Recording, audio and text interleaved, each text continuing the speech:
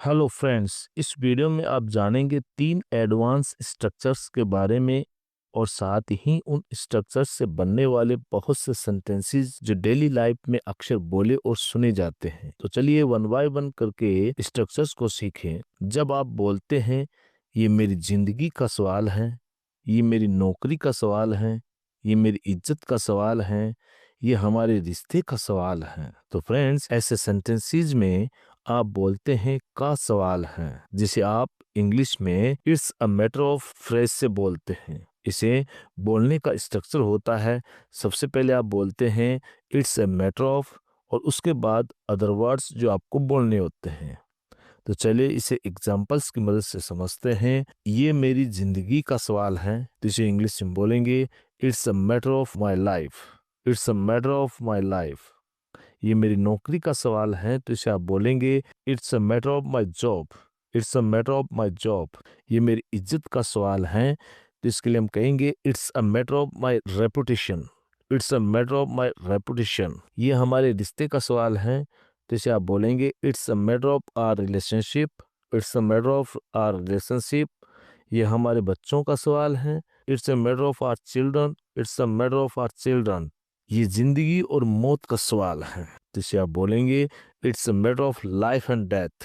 It's a matter of life and death. Structure number 2, जब आप बोलते हैं अब तक तो सब सो गए होंगे, अब तक तो वह चला गया होगा, अब तक तो उसकी शादी हो गई होगी, ये कुछ ऐसे सेंटेंसेस हैं जिनमें आप बोलते हैं अब तक तो। इसे इंग्लिश में बोलने के लिए बाय नाउ का प्रयोग किया जाता है, पर यहाँ पर हम इसके कंप्लीट स्ट्रक्चर को देखते हैं।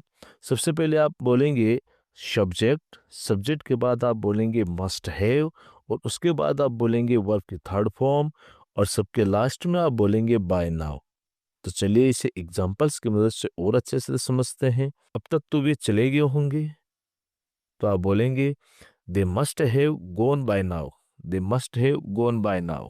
नेक्स्ट है अब तक तो वह घर पहुंच चुका होगा, तो इसके लिए आप बोलेंगे he must have reached home by now. He must have reached home by now. अब तक तो सब सो गए होंगे, तो आप बोलेंगे everyone must have slept by now. Everyone must have slept by now. अब तक तो उसकी शादी हो गई होगी, तो आप बोलेंगे she must have got married bye now. She must have got married bye now. अब तक तो वे आ गए होंगे, तो they must have come by now. They must have come by now. अब तक तो चोर भाग गया होगा, और इसे आप बोलेंगे the thief must have run away by now.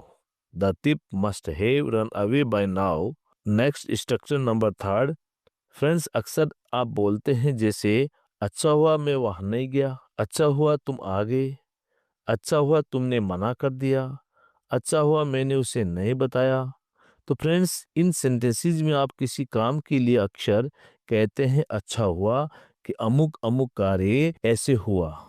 तो इस प्रकार के सेंटेंसेस को इंग्लिश में बोलने के लिए स्ट्रक्चर कुछ इस प्रकार से होता है। सबसे पहले आप बोलते हैं थैंकफुली। थैंकफुली का मतलब होता है अच्छा हुआ। उसके बाद आप बोलते हैं वो सेंटेंस जो आपको बोलना होता है।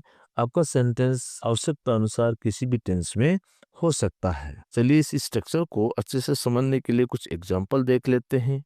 अच्छा हुआ तुम वहां नहीं गए, तो इसे आप बोलेंगे thankfully you didn't go to there. Thankfully you didn't go to there. अच्छा हुआ किसी को चोट नहीं लगी, तो आप बोलेंगे thankfully no one got hurt. Thankfully no one got hurt. अच्छा हुआ उसने नहीं देखा, तो आप बोलेंगे thankfully he didn't see. Thankfully he didn't सी।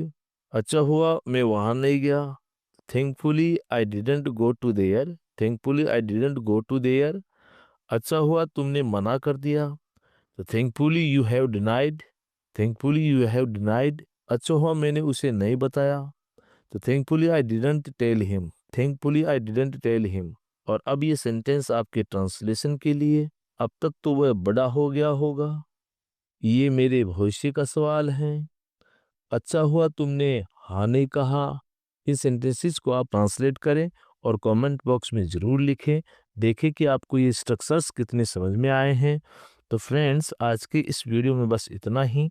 तो मिलते हैं ऐसे ही और स्ट्रक्चर्स के साथ नेक्स्ट वीडियो में। Thanks for watching.